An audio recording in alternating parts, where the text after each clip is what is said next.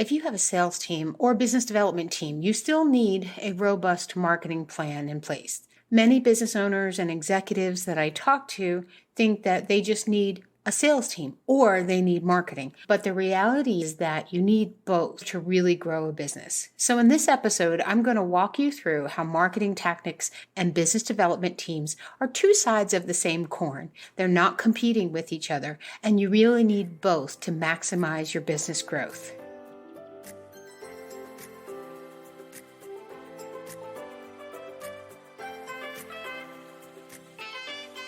Inkyma's Marketing Strategies is a podcast for small business owners hosted by Audrey Kirchner, co-founder and chief marketing strategist at Inkyma, helping you navigate the world of marketing so that you can market your business in the right way, see growth, and thrive regardless of the industry you're in.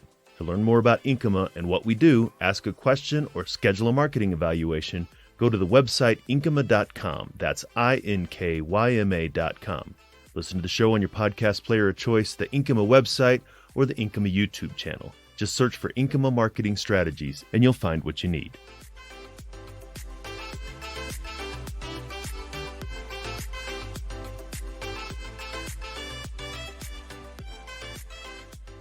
So let's start off by talking about what business development or sales team is and what they do and why they're awesome, because I do think that they're awesome. So business development or a sales team is when a business hires a person or people to generate leads and then close those leads to become customers for the business. This is really common for B2B companies, but it's actually also used in some higher end products and services that sell to consumers, like solar panels, roofing, home building, and a bunch of other areas. Business development teams and salespeople are really not exclusive to the B2B world. Business development is a really great way to generate business for the company. These sales teams can be part of networking groups. They can spend a lot of time building their power referral teams or people that would refer to them a lot, building those relationships, and then finding those great leads and then closing them.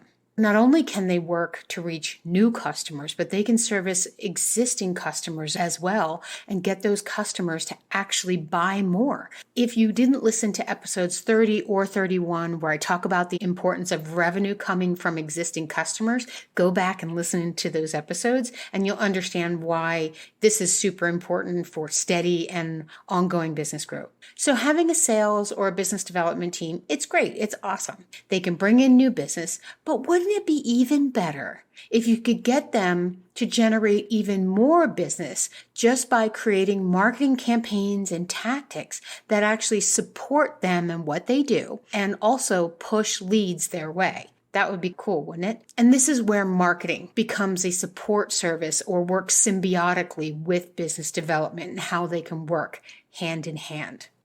A marketing plan designed to support your business development not only provides more leads for your company, for the business development team, which they're actually going to love a lot. Salespeople are always trying to figure out where the leads are going to come from, who they can talk to. And so if they've got some leads coming in that they can then respond to, it just makes their life a little bit easier, especially if they're 100% or partial commission based. Again, they love the fact that this can help them talk to more people and close more sales. Because for them, it's not so much about the leads, it's about the sales closing, which really is what it's all about anyway. But you got to talk to people to close sales. Another thing that marketing can do is it can actually automate some more of the tedious work that goes into sales and sales development. So I hear the question out there, why automate things I'm already paying them to do? So first things first, automation is cheaper than human labor by far. The other thing is it's consistent. It will start and end when you tell it to. It does not take vacation time and it does not take sick time. Why not free up the human from these tasks that they probably don't want to do anyway, because that repetitiveness is really tough on the mental part of the sales process. Get that all automated and allow them to spend more time actually doing the things only humans can do, which is talk to other people, have a conversation, answer questions in depth, build relationships. the automation can hand off people to the humans when they're ready to talk to humans is really the way that works. So the automation is never going to close the deal. It's going to warm people up enough to get them to the point where they're clicking on, yes, I'd like to have a sales representative contact me. So now that we've talked about how marketing can help the sales team, let's talk about specific tactics that you can create for your business with some examples to help them close leads, find more leads, all that good stuff. So first, hands down, is general awareness marketing. If you look at any large company that has a sales force, and the best example and the one I am most familiar with is the pharmaceutical industry. They do outbound marketing. We've all seen pharmaceutical marketing ads some form or fashion, but where their real bread and butter lies is in with their sales teams. They spend a lot of money and time training salespeople to talk to doctors, nurses, hospital staffs. But the reason that they do the general awareness and the marketing is that familiarity breeds trust. Wouldn't it be great if your salesperson can walk up to someone and say, hey, I work with this company, and they look at them and go, oh yeah, I know who they are. That instantly right there, especially if they have a good thought process or good experience for that company, jumps you up on the trust factor. So this is an example of ads just being out there running, doing their thing already supports your business development team. So let's talk about general awareness type of ads. I'm talking about TV ads, if you're bigger, radio ads, digital ads. And then if you don't have the money to do big television spots or your audience does not watch television, YouTube ads. Those 5-second spots before, during, and at the end of a YouTube video are really effective in getting that mental retention because they're seeing something that's moving. Print journal ads, if you're selling B2B, putting ads in journals where your customers open and read and participate. Blog articles so they can do searching. This is all good ways to get your brand out there and your message out there. So again, when that salesperson introduces themselves, they go, oh yeah, I know who you are. I've seen that company. And this can actually be the difference for them to get an appointment or not to get an appointment with the person or someone in that company standing in front of them. So now let's talk about the next category, and I call it lead generation, doing lead generation for the business development team. So you're going to create ads like we talked about before, and you're going to put on your website lead magnets, or what I like to call high value downloads. And what it is it's not costly to create. It's not something you got to pay for over and over again. It is highly valuable to your target audience. So we're talking about things like checklists, white papers, templates they can use, something that in the context of what you sell is valuable to the person that's going to become a lead so that they actually become self-selecting, right? They've just self-selected into your campaign or whatever because they really want what you have. Something that is up and coming and not quite used all that often, so I like to point this out, is in addition to checklists and white papers and the templates, is you can use calculator apps of some kind and or video-based educational content that is given to them for free to help support whatever it is they're doing to get to where then they can purchase your services. So let's look at a couple of examples. So I'm going to start with a commercial contractor. And let's say a commercial contractor who bids on work quite often puts a lead magnet or a high value download out there that is an RFP template for outfitting a building, right? Let's say it could either be a food store, a mini mart, a shoe store, or a dental office, whatever is their sweet spot. And then the RFP could be one of those things where they get a Word template, they put their logo on it, and they get to send it out. And this is a great tool because if someone downloads that RFP, they're obviously thinking about hiring a contractor. And then by having your name associated with something that saves them time and money for not having to create it, makes it really useful for them. And then a lot of times, because you provided it, they'll actually look to include you or at least reach out and talk to your company about providing the service. So RFP templates, anything big and time consuming that they can utilize as a tool is really, really great. Another one that I like to use as an example is in-home senior healthcare companies, right? What you can provide here is an online evaluation tool, and it can either be a simple document that gets downloaded or it can be converted into an app where they fill everything out and they're given a score. What's nice about something like this is when someone's trying to figure out, if they're not a healthcare professional, and they're trying to figure out if their loved one or someone that they know needs to start having in-home care, is it the right time? Because the senior may be not wanting someone to come in their home, really reticent, pushing back. And so it's this push-pull. Having something that's definitive data that says, yes, it's time. No, you have a little bit more time can be invaluable. Take an app, put the questions in, and then have them give you their email address so that the PDF results can be sent to them, or it can just be a form that they print and fill out so that at least they have more information. And then you can put helpful things on there like talk to your family's doctor about the results on this form to find out if it's the right time for your loved one to have in-home care. And this automatically qualifies whomever, it's the person in charge that has to make decisions because they're the one that's filling it out. So the next area of tactics that I want to talk about are sales funnels. I personally love sales funnels. I think there's so much you can do with sales funnels to help support your business and the business development team. So a sales funnel is a series of emails, text messages, or phone calls, or any combination of those things that are automated and set up sequentially to get someone from not being even aware to signing up to talk to someone or being slightly aware. Where they fit into that schedule depends on the actual sales funnel, but you can go from no awareness whatsoever to being ready to buy. So the sales funnel can actually be triggered by the lead magnet. If you put a lead magnet out there and the person downloads the lead magnet, gives you their email, telephone number, address, whatever you're asking for, it can automatically send them into the sales funnel. The very first email in that sales funnel can be the thank you, here's your download, or thank you, here are your results. So for more about details on what to put in a sales funnel, how to get everything to work and that sort of thing, go listen to episode 19. I talk all about it and I share what you should put in each email along the way. So how this is helpful and that hopefully your business team will get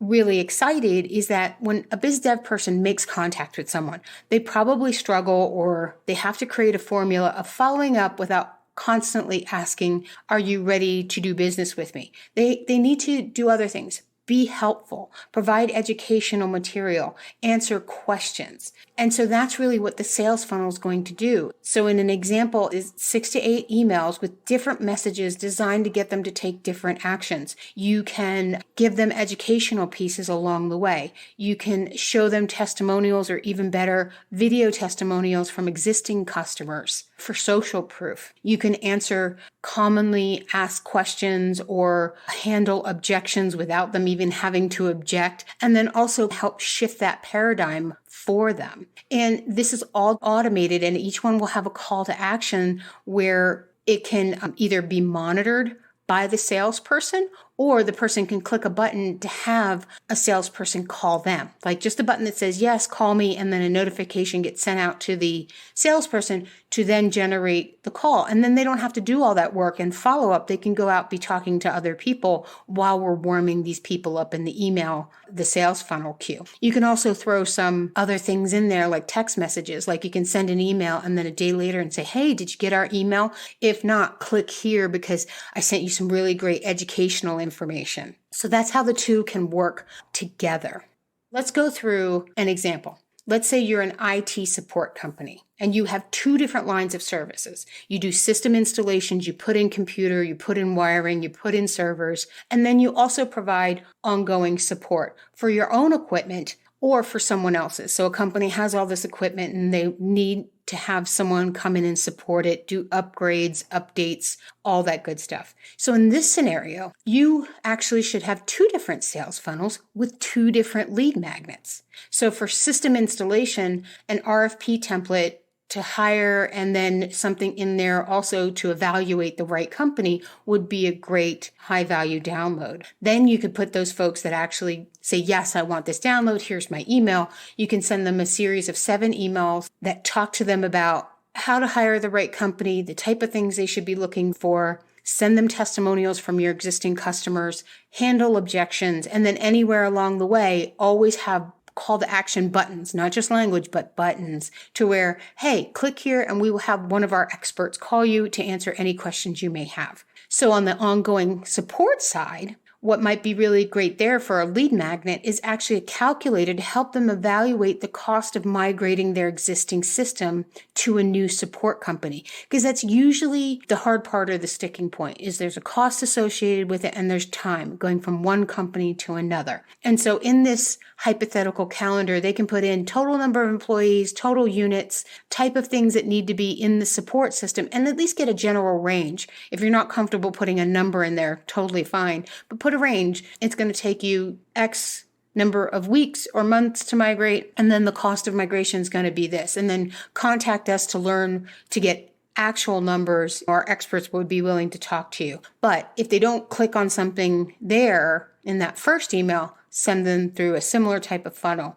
You can give them articles about the right time to migrate. Again, testimonials from customers that you have migrated, saying things like, we wish we would have done this sooner. We're so happy. And again, call to action all the way. Now, who gets what when those notification buttons are triggered to actually go into the system and actually look and see who is interacting with what? You can set it up by salesperson, right? One funnel can go to one salesperson. The other can go to someone else. Maybe you break things up by region or territory. So if XYZ person is in the Northeast, they get assigned to John Smith. But if they're in the Southwest, they get assigned to Jane. And then other triggers can be put in place to notify them that, hey, a potential lead that would be yours is actually going through this system right now. So there are many different things to do.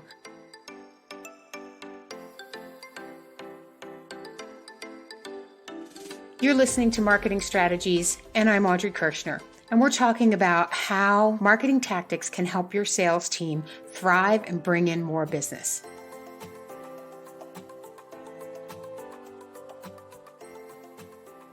The next one, and I mentioned it at the beginning, is following up with existing customers. I provide a lot of thought ideas in those 2 episodes, 30 and 31s, about all the different things you can do, but I want to touch base on some of them here. Reminder emails are great, especially if you have time-sensitive or seasonal-sensitive things. So it could be an annual checkup for equipment, computer systems, sprinkler systems, turn on services, turn off services. You can have these set up automatically, and they go out to a specific group of people with a call to action for a paid service as a reminder, especially if they're already signed up, or a complimentary service. Now, this doesn't have to be email. You can automate text messages to go out. You can automate phone calls to go out, although phone calls are really tough right now because we're all getting inundated with so much spam that unless they have you in their system, they're going to totally ignore your call. But at least a text message they'll give a glance to. So I would stick with text or email unless folks are going to have your number saved in their phone system. And then any follow-up that happens from that can go directly to the sales team, which is beautiful. So not only are you supporting them brand new lead generation, you're also supporting them with reoccurring follow-up to existing customers as well. And they actually may give you ideas on, hey, I would love to have a follow-up system for this. I'd love to have a follow-up system for that. Your higher producing business development people will actually probably give you clues as to what they want and what they don't want to make them more productive and to be able to earn more. So let's talk about an example. Sprinkler system company. This is a really good one because every spring they have to flush the lines and turn the sprinkler system on, and every fall into winter they have to flush the system and winterize it. Let's say in this example, the sprinkler system company does other things aside from sprinkler installation and system processing. Let's say they do lawn maintenance and care because it's a really nice dovetail service to help them make extra money. And maybe they do snow shoveling too. They're going to set up an email system where they email out to all their existing sprinkler customers that, hey, it's time to turn on or turn off the system. And then they put in a link to a calendar that they've set up where, based on their location, they're given 2 to 3 different dates where they can schedule a day to have someone come, morning or afternoon. You can make them like really nice big blocks. Actually, what your salespeople or what your internal people would do on the phone anyway, but it just saves everybody time with phone calls and return phone calls. They schedule their time, and then you can have a follow-up text message that says, you're scheduled on this date. We're going to send follow-up schedule messages the day before just to make sure. And then if you do that first one as an email, you can actually send other things within that email.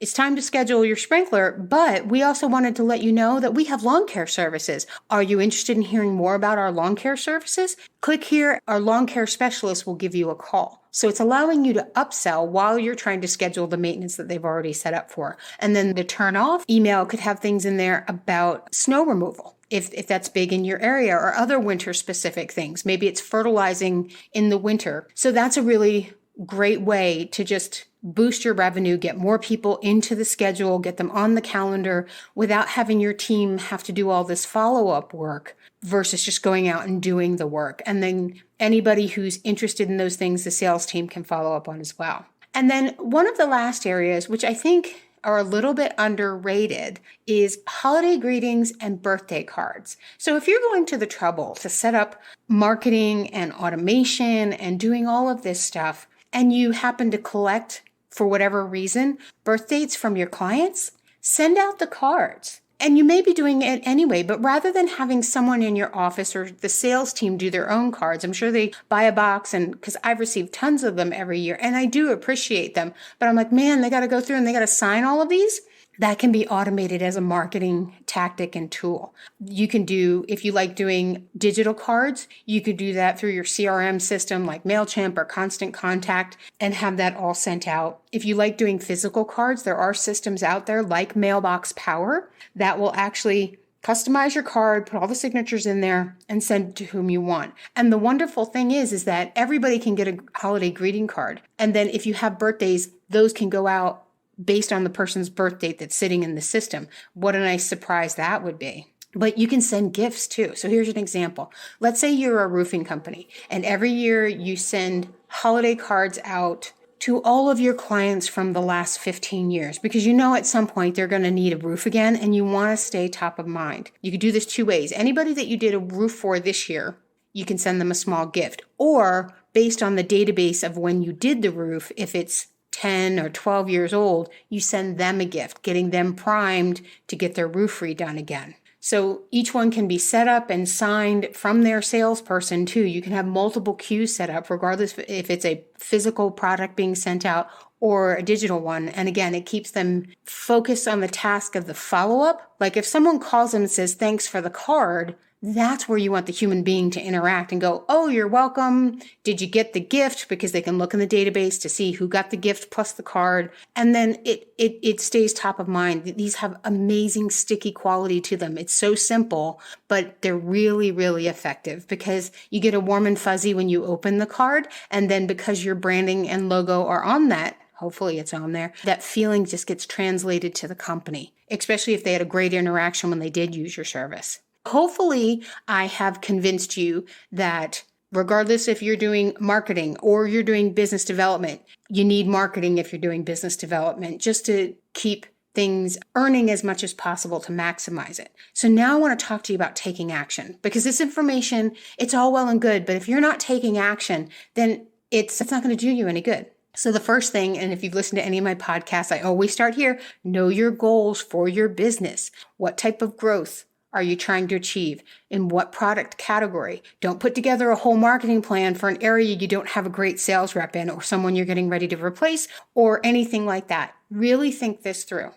Then I want, based off of that, what you're going to do, create your tactics that you want to implement. Like I said before, include these business development people, especially your top producers, because they're going to want whatever you've got to get them more commission. And if you're taking small things off their plates and pushing more people towards them, they're really going to like this. And then once you've decided on the tactics and you've implemented everything and you've got it ready to go, make sure all of your salespeople are trained really well on how this is going to work. The last thing you want to do is pitch leads at people and they don't know what to do with them. They get an email saying, hey, so-and-so is in your sales funnel. That should excite them. You need to train them so that they know that that is an exciting thing that's happening. Then once you get them all trained and things are running, make sure you're reviewing your data. Know how many leads are coming in, who they're going to, how they've followed up with them. Because this is how you're going to be able to tell whether it's worked, it's not working, and that's not good or bad.